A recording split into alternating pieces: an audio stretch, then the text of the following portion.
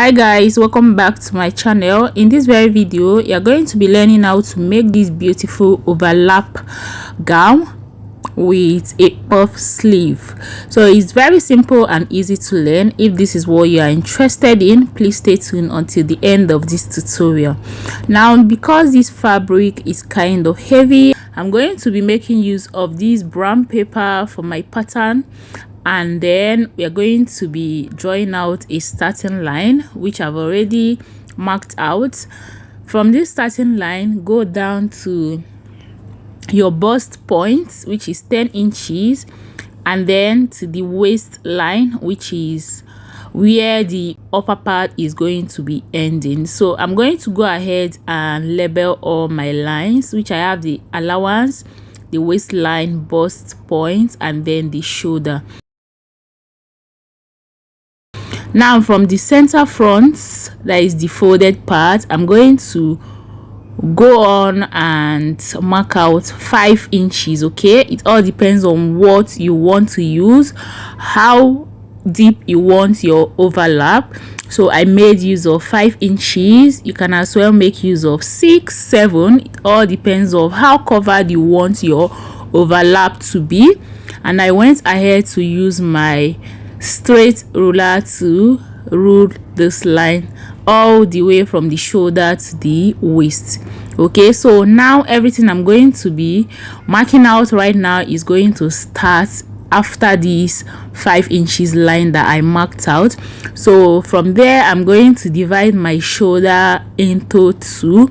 So my shoulder is 15 inches divided by 2. I have 7.5 inches plus half an inch for stitching allowance. Now from this mark, I'm going to go down by 1 inch, which is going to be serving as the shoulder slope, and then I'm going to find my chest line, which we normally use on this channel, bust circumference divided by 6 plus 1.5. So after I made that, I went ahead to connect this line and labeled it my chest line, and I went ahead to connect my slope into the shoulder line.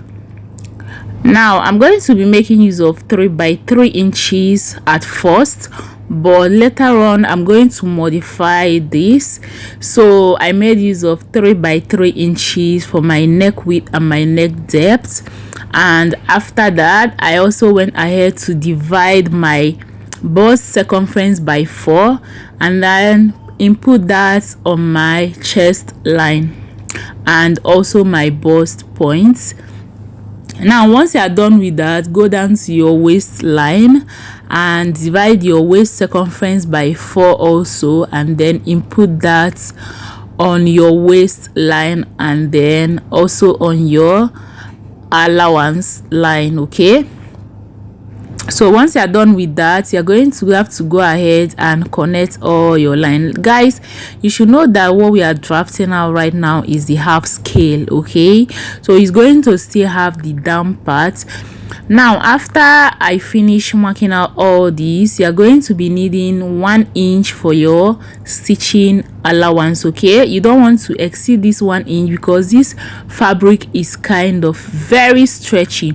And you guys, for my circumference, I went ahead to deduct 1.5 inches from whatever it is that my circumference is, because it is a stretchy fabric. Okay, so once you are done with that, go ahead and measure what you have in between your chest line and your slope.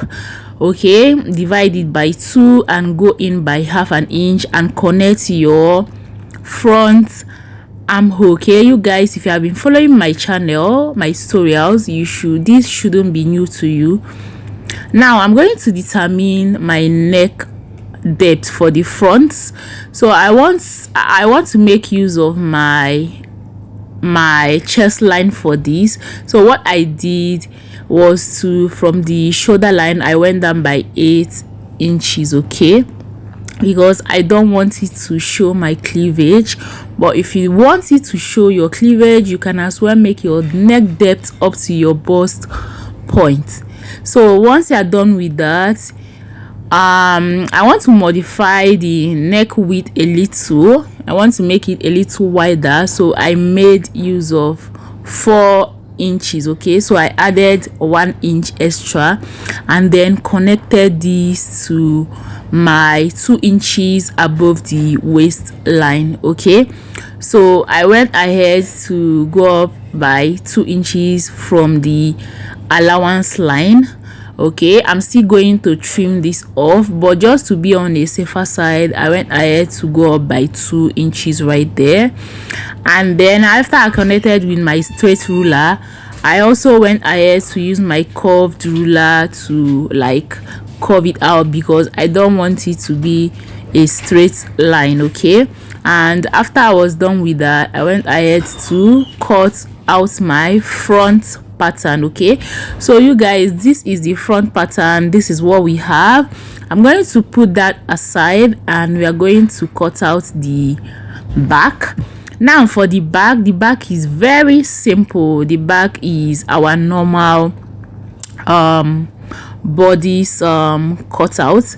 So I first off mark out the starting line, and from this starting line I'm going to go in by 4 inches from the center back.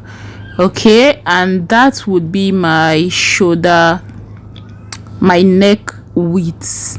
Now from this shoulder line again, I went down by 10 inches for the bust point, and then 17 inches for my waistline, and also 1 inch for my down part allowance. Okay, that is the waist, which I'm going to use to join to the down part of this dress. Now divide your shoulder into 2, mark it out, go down by 1 inch for your slope, and then calculate your chest line and mark it out. Then connect your shoulder slope into the shoulder line. All right, and then for my neck depth, I made use of 1.5 inches. Now divide your shoulder slope, okay, and that of the chest line into 2. That is what you have in between these two. Divide it by 2, and whatever you have, mark it out. Then divide your body circumference, that is the bust circumference, by 4. Whatever you have, input that on the chest line and the bust line. Also go ahead and do that for the waist and mark it out. Connect all your lines and add up your sewing allowance. Remember that my sewing allowance is 1 inch, and then join these shapes together. Okay, so you guys, this is the back pattern. We are literally done with this, and it's time for us to cut it out. Now if you are cutting out, don't forget to input your shoulder stitching allowance. So this is it. This is what we have. This is the front, and that is the back. Okay, so you guys, you're going to go ahead and cut this on fabric, but before that we're going to go ahead and cut out the down parts, because I told you that this is the upper part, that is the half scale. Now for the down part is going to be in form of gathers, so I'm going to go ahead and cut out a rectangular shape on my fabric. Okay, so what I'm going to do is to go ahead and deduct my upper bodice from the total length of my gown. So the total length of my gown is 45 inches. So this 45 inches, you're going to go ahead and minus 17 inches from there, and whatever you have, you're going to use it to cut out a rectangular long fabric, which you're going to gather together and use it to form the down part. As time goes on, you're going to understand. Okay, so what you're going to do is your waist circumference, divide it by 4, and whatever you have, you're going to times it by 3 and use it to cut out the width of whatever you are going to gather. Okay, So you guys, this is the front. I've already cut it on fabric, and to that part of the overlap I went ahead to add up half an inch for sewing allowance. Okay, we are going to be using a bias to turn this around. If you have enough fabric, you're going to make use of facing. You can cut out facing for both the front and the back neckline, but for me I'm going to be making use of bias. Okay, so you guys, you can see how I overlapped this. Okay, for you to overlap this, remember the 5 inches that you first marked out before you started inputting your body measurement. That is where you're going to stop your overlap. Okay, so you guys, this is the rectangular fabric that I cut out for the down part. I'm also going to gather the width of this. Okay, and then you guys, this is the bias which I'm going to use and turn my neckline. So what I'm going to do first of all is to join the shoulders together, and then after joining the shoulders together I'm going to use the bias to turn the neckline. Okay, so you guys, I'm going to put this away and we cut out the sleeve. So the sleeve is going to be a puff sleeve with a band at the hem. So what you're going to do is, for a puff sleeve, you're going to have to note the length of the sleeve that you want to use, and then the cuff of this sleeve is going to remain the same, that is the band. But for the round elbow, which is where I'm going to stop this sleeve, you're going to have to times it by 3. After you must have divided your round elbow by 2, whatever you have, you're going to have to times it by 3 so that you will be able to have enough gather effects right there. Okay, so as time goes on you're going to understand what I mean. So what I did was to place my fabric on folds, so it's now into 4 folds, and this is basically because I want to cut out my 2 sleeves at once. So I'm going to mark out a starting line, and from this starting line I'm going to extend my tape to 13 inches, which is the biceps length. Okay, now because this is a puff sleeve, I want to extend my length to about 18 inches, so that once I adjust my sleeve upward, it's going to have this fullness. Okay, so I'm going to go ahead and trim off because this is kind of not straight on the upper parts. And then from there I'm going to mark out my cap height. To find your cap height, you're going to have to divide your bust circumference by 12 plus 0.5 inches, and then I went ahead to create my armhole curve. Now after I create my armhole curve down to the 17 inches mark, I'm going to input my round elbow measurement divided by 2. After you divide it by 2, you're going to have to times whatever you have there by 3. Okay, so that I will have this enough fabric to gather up, and which I'm going to be adding to the band. Okay, that is the down parts. So I went ahead to cut out my sleeve, you can see, and then this is 1 inch for my stitching allowance. And you know that for a puff sleeve you're going to have excess apart from your armhole measurement. Okay, so my armhole is 9.5 inches, but if you look at the armhole curve that I have right there, it's more than 9.5 inches. Okay, and so you guys, this is what I have for my down parts. You can see that the down part is bigger than my round elbow measurement because I want to have like a gathered effect down there, which I'm going to sew into my band. Now for the band, this is the band. the down part of my band is going to be on folds, and then the length of my band is going to be 1.5 inches. So I'm going to be cutting out 2 bands, but now for this band, the circumference of this particular band is going to be my actual elbow measurement. That is my round elbow divided by 2 is going to be the actual measurement without adding any excess.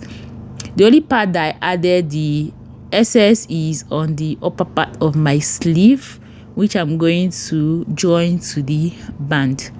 Okay, I hope you guys understood. By the time I sew this, you're going to understand exactly what I mean by all this. So this is going to be the band.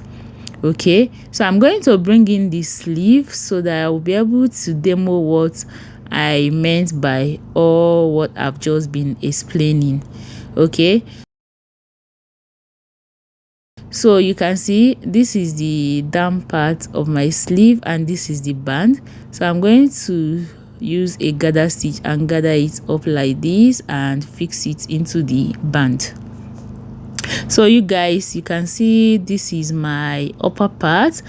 I've gone ahead to use my bias to sew the neckline, as you can see.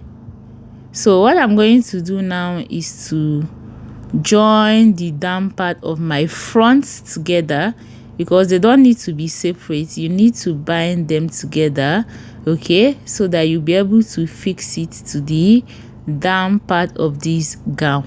So what I'm going to do is to note the place that I notched, that is that 5 inches mark that I notched, and I'm going to make sure that they align properly on each other, and then I'm going to use my tie stitch and sew it using 1/2 inch. Can you see? So can you see, you guys, can you see what we have here? What is left of me now is for us to join the side seam. Okay, so for the side seam, you're going to have to use 1 inch to join this together, and after I joined it, I made sure that I didn't join up to the hem of the upper part, because I'm still going to join the down parts, okay, to this upper parts. So I'm going to put this aside and I show you what I've gathered. So can you see the down parts? I have this down part divided into 2. I have the front and I also have the back. So I'm done gathering it. I'm going to go on and fix it to the upper part of this dress. Okay, can you see the 2? So I'm going to fix one to the front and then fix one to the back, and I'll come show you what this looks like. Can you see, you guys? I'll fix it, and then I'm going to go ahead and cut out the pockets of this gown, and then before I join the sides of the down, can you see how I left it open? Because I need to fix in the pocket. So I'm going to go ahead and cut out the pocket and then fix it and come show you guys what this looks like.